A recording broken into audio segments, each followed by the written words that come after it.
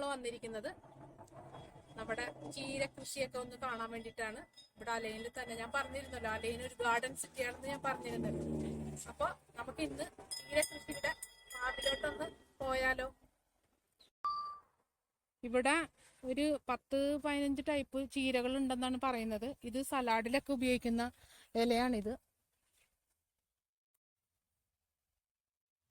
പിന്നെ അതേപോലെ നമ്മുടെ പാലക്കുണ്ട്, ചുമന്ന ചീരയുണ്ട്. അങ്ങനെ കുറേ ഇങ്ങനെ വലിയൊരു സ്ഥലമാട്ടോ ഇത്. അതിൽ ഫുള്ള് ചീരകൾ തന്നെയാണ്, പല തരത്തിലുള്ള ചീരകളുണ്ട്. അതേപോലെ കടുകിൻ്റെ ഇല, അതൊക്കെ നമ്മൾ സലാഡിൽ ഉപയോഗിക്കുന്നതല്ലേ. അപ്പം അത് എല്ലാം ഉണ്ട്, കുറേ ടൈപ്പ് ഉണ്ട് ഇവിടെ. അപ്പം അതൊക്കെ ഒന്ന് നമുക്ക് പോയി കാണാം. ഇത് ജിർജിൽ എന്ന് പറയും. ഇത് നമ്മൾ സലാഡിൽ ഉപയോഗിക്കുന്ന തന്നെയാണ് ഇതും. ഇതിന്റെ പേര് എനിക്കറിയില്ല, പക്ഷെ ഇത് നമ്മൾ തോരൻ വെക്കാനൊക്കെ ഞാൻ മേടിച്ചിട്ടുണ്ട് മാർക്കറ്റിൽ. ഇതിന്റെ പേര് ഞാൻ നോക്കട്ടെ കേട്ടോ. ഇത് അവരെന്തോ പറഞ്ഞിട്ടുണ്ടായിരുന്നു. നല്ല ടേസ്റ്റ് ആട്ടോ ഇത്. നമുക്ക് എന്താണ് ഷുഗർ പേഷ്യൻസിനും അതേപോലെ ബ്ലഡ് പ്രഷറിനൊക്കെ പേഷ്യൻസിനൊക്കെ ഉപയോഗിക്കാൻ പറ്റുന്ന നല്ലൊരു ചീര ആട്ടോ ഇത്. പക്ഷെ ഇത് നമ്മുടെ മലയാളികളൊന്നും അധികം ഉപയോഗിക്കുന്നില്ല. ഇവിടുത്തെ എമറാട്ടികളൊക്കെ ഇത് ഉപയോഗിക്കുന്നതാണ്. അവർ സലാഡിനും ഒക്കെ ഇടുന്ന ഒരു ഇതാണ്. പക്ഷെ നമ്മുടെ മലയാളികൾ, ഇവിടുത്തെ മലയാളികൾ പറഞ്ഞിട്ട് ഞാൻ 1-2 പ്രാവശ്യം തോരനൊക്കെ ഉണ്ടാക്കിയിരുന്നു. നല്ല ടേസ്റ്റാണിത്. ഇത് പാലക്കൃഷിയാണ്. ഞങ്ങൾ വന്ന ടൈമായപ്പോൾ ഉച്ച സമയമായി ഞങ്ങൾ ഇവിടെ എത്തിയപ്പോഴത്തേക്കും. ഇത് പാലക്ക, അതാണ് ഇത്തിരിയൊക്കെ വാടിയിട്ട് ഇരിക്കുന്നത്. ആ വെയിലിൻ്റെ ആ വാട്ടം കൊണ്ട് നല്ല വലിയ ഇലയിട്ട് നിൽക്കുന്നുണ്ട്. ഇതിപ്പോൾ ചേമ്പലപ്പം ഉണ്ടാക്കില്ലേ, അതേപോലെ നമ്മൾ ഈ ഇല കൊണ്ട് ഉണ്ടാക്കാറുണ്ട്. അതേപോലെ പരിപ്പിട്ട് കറിയൊക്കെ വെക്കാൻ നല്ലൊരു ഹെൽത്തിയാണ് പാലക്ക് സത്യം പറഞ്ഞു കഴിഞ്ഞാൽ. അപ്പോൾ ഇനി അടുത്ത ഇതിലോട്ട് പോവാം. അതേപോലെ ഇതും ഒരു സലാഡിലിടുന്ന ചീരയാണ്. പിന്നെ അതേപോലെ ഉള്ളിയുടെ ചീരയുണ്ട്. അങ്ങനെ പല ടൈപ്പ് ഉണ്ട് കേട്ടോ ഇവിടെ. അപ്പം ഇതും ഒരു സലാഡിലിടുന്ന ഒരു ലീഫാണ്. അപ്പം ഇതിൻ്റെ പേരൊക്കെ ഈ പറഞ്ഞ പോലെ എനിക്ക് കറക്റ്റ് ഒന്നും അറിയില്ല, കാരണം നമ്മൾ അധികം ഇങ്ങനത്തെ ലീഫൊന്നും അധികം ഉപയോഗിക്കാറില്ലല്ലോ. അപ്പം അത് കാരണം അവരുടെ അടുത്ത് ചോദിക്കട്ടെ ഇതെന്തൊക്കെയാണെന്നുള്ളത്. അതേപോലെ ഇതും അത് തന്നെ സലാഡിൽ ഉപയോഗിക്കുന്നതാണ് ഇതും. ഇത് പാഴ്സലിയാണ്. ഇതൊക്കെ നമുക്കറിയാം, നമ്മൾ സലാഡിൽ ഉപയോഗിക്കാറുണ്ട്.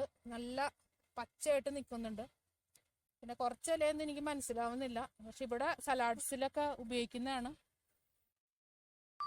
ഇതൊരു ഭാഗം അവർ ഫുള്ള് പാഴ്സലിയാണ് കേട്ടോ നട്ടു വെച്ചിരിക്കുന്നത്. ഫുള്ളായിട്ട് നല്ലതായിട്ട് വന്നിട്ടുണ്ട് പാഴ്സലി. നല്ല സ്മെല്ലും ഉണ്ട്. ഇത് ആരുടെ അടുത്ത് പറയേണ്ട ആവശ്യമില്ലല്ലോ. ഇത് നമ്മുടെ ചുമപ്പ് ചീരയാണ്. ഇവിടെ ഇഷ്ടം മാതിരി നട്ടിട്ടുണ്ട്. നല്ല റെഡ് കളറിലായിട്ട് വന്നിട്ടുണ്ട്. അതേപോലെ ഈ ചീര കൂടുതലും ബംഗ്ലാദേശുകാരൊക്കെ ഉപയോഗിക്കുന്നതാണ് ഫിഷ് കറിയിൽ. പിന്നെ അതേപോലെ മംഗലാപുരം ആൾക്കാർ പരിപ്പിലൊക്കെ ഇട്ടിട്ട് കറി വെക്കുന്നത് എനിക്കറിയാം. പക്ഷെ ഇതിൻ്റെ പേര് എനിക്ക് കറക്റ്റ് അറിയില്ല. ഞങ്ങളുടെ ഇതിൽ വാലി എന്ന് പറയുന്നത് അങ്ങനത്തെ ഒരു ചീര ഇത്. അപ്പം ഇത് നല്ലൊരു ഹെൽത്തി ഡിഷാട്ടോ ഇത്. അപ്പം ഇവിടെ ഇവർ കൃഷി ചെയ്യുന്നത് കൂടുതലും ഇവിടെ മാർക്കറ്റിൽ കൊണ്ടുപോയി കൊടുക്കാനും പിന്നെ അവരുടെ ഉപയോഗത്തിനും. ഇതിൻ്റെ വളമായിട്ട് അവർ ഉപയോഗിക്കുന്നുണ്ട് കൂടുതലും. മറ്റേ നമ്മുടെ പശുവിൻ്റെ ചാണകമാണ് കൂടുതലും ഇവിടെ കാണുന്നത്. പിന്നെ ഡീറ്റെയിൽസ് അവരുടെ അടുത്തൊന്ന് ചോദിച്ചറിയാം നമുക്ക്. ഇതൊരു വലിയൊരു സ്ഥലത്താണ് കേട്ടോ ഇത്. ഫുള്ള് ചീരകൃഷി ഓരോ ഘട്ടം ഘട്ടമായിട്ടാണ് ഇവർ ചെയ്തു വെച്ചിരിക്കുന്നത്. പല വെറൈറ്റി ചീരകളാണ് അവരിവിടെ നട്ടിരിക്കുന്നത്. കാണാൻ തന്നെ നമുക്ക് നല്ലൊരു ഭംഗിയുണ്ട്. നമ്മുടെ നാടിൻ്റെ ഒരു പ്രതീതിയാണ് നമുക്കിവിടെ വന്നു കഴിഞ്ഞാൽ തോന്നുന്നത്. ഇവിടെ ഇവര് പല പല വെറൈറ്റി ചീരകളും സലാഡിലിടുന്ന ഇലകളുമാണ് ഇവിടെ കൂടുതലും ചെയ്യുന്നത്. ഇതിനി ഇവര് മാർക്കറ്റിലും കൊടുക്കും, പിന്നെ അവരുടെ ഉപയോഗിക്കാനായിട്ട്. ഇത് കടുകിന്റെ ഇതാണ്. ഇതിന്റെ ഇലകൾ നമ്മൾ സലാഡിൽ ഉപയോഗിക്കും. നല്ല ടേസ്റ്റ് ആട്ടോ. ഓനിയനും ഇത് ചെറുതായിട്ട് അരിഞ്ഞ് ഉപ്പ് തേച്ചിട്ടുണ്ടല്ലോ, ഇതിന്റെ ഇല ഒന്ന് പിഴിഞ്ഞെടുക്കണം. എന്നിട്ട് നെല്ലിക്കാന്ന് സവാളയും തക്കാളിയൊക്കെ അരിഞ്ഞിട്ട് നാരങ്ങയൊക്കെ പിഴിഞ്ഞു കഴിഞ്ഞാൽ നല്ല സൂപ്പർ സലാഡാവും. നല്ല ഹെൽത്തിയാണ് കേട്ടോ. ഇത് റാഡിഷാണ്. റെഡ് കളറിലെ കുഞ്ഞു കുഞ്ഞു റാഡിഷ് നമ്മൾ കണ്ടിട്ടില്ലേ, അതാണിത്. അങ്ങനെ ഒരുപാടുണ്ട്. ഒരു വലിയൊരു സ്ഥലം തന്നെയാട്ടോ ഇത്. അപ്പം അതിനുള്ളിൽ പല ടൈപ്പ് വെറൈറ്റി ചീരകൾ, സലാഡ് ഇലകൾ, പിന്നെ ഇതേപോലെ റാഡിഷ്, മല്ലിയില, അങ്ങനെ ഒരുപാടുണ്ട്. നമ്മുടെ മല്ലിയില നല്ല ഫ്രഷുമാണ്, നല്ല സ്മെല്ലുമാണ്. കാണുമ്പോൾ തന്നെ നമുക്ക് എന്തോ ഭയങ്കര ഒരു സന്തോഷം തോന്നുന്നു സത്യം പറഞ്ഞാൽ. ഇവരൊക്കെ ഇങ്ങനെ നന്നായിട്ട് പരിപാലിച്ച് ഇവിടെ ഇങ്ങനെ കൃഷിയൊക്കെ ചെയ്യുന്നത് കാണുമ്പോഴത്തേക്കും. ഇത് നമ്മുടെ മിന്റ്. ഇതറിയാത്ത ആരും ഇല്ലല്ലോ. ഇത് നല്ല സ്മെല്ല്, നല്ല രസമുണ്ട് കേട്ടോ. ഇവര് എനിക്ക് തോന്നുന്നു അധികം വളമൊന്നും ഉപയോഗിക്കുന്നില്ലല്ലോ, അതുകൊണ്ടാണ്. വെച്ചാൽ നമ്മുടെ ചാണകം അങ്ങനെയുള്ള വളങ്ങളൊക്കെ ഉപയോഗിക്കുന്നതുകൊണ്ടായിരിക്കും നമ്മുടെ ശരിക്കുള്ള ആ ഒരു സ്മെല്ല് നല്ല അടിപൊളിയാണ് കേട്ടോ ഇത്. ഇവിടെ ആ ഭാഗത്തൊക്കെ വഴുതനങ്ങ അങ്ങനെ കുറേ സാധനങ്ങൾ വേറെ അല്ലാതെയും ചീരകളിൽ കൂടാതെ അവർ വളർത്തുന്നുണ്ട്. അതേപോലെ ഡേറ്റ്സിന്റെ ഫാം ഉണ്ട് ഒരു സൈഡ്. അപ്പോൾ ഇവിടെ കുറേ സലാഡ്സിന്റെ ലീഫ് കുറേ ഉണ്ട്. പക്ഷെ അവർക്ക് ഈ പറഞ്ഞ പോലെ പേരറിയില്ല അവർക്കും എന്തൊക്കെയാന്നുള്ളത്. അപ്പോൾ അവര് എന്താ പറയാ. അപ്പോൾ ഇതാണ് ഇന്നത്തെ ഞങ്ങളുടെ ഒരു ബ്ലോഗ്, ചീരകളുടെ ഇത്. അപ്പോൾ പരിപാലിക്കണതും അവരെങ്ങനെ നടണതെന്നൊക്കെ നമ്മൾ അറിഞ്ഞു.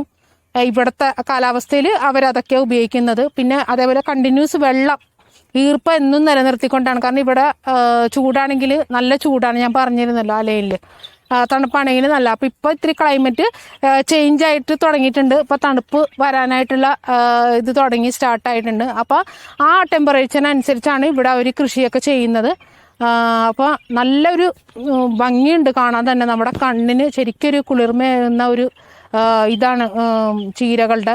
നമുക്കറിയാലോ നാട്ടിലായാലും നമുക്കിതൊക്കെ കാണുമ്പോൾ സത്യം പറഞ്ഞു കഴിഞ്ഞാൽ നല്ലൊരു ഹാപ്പിനെസ്സാണ്. ഇതൊക്കെ ഇങ്ങനെയൊക്കെ ചെയ്യുക എന്ന് വെച്ചാൽ നല്ല പ്ലേസും വേണം അതേപോലെ ചെയ്യാനായിട്ട്.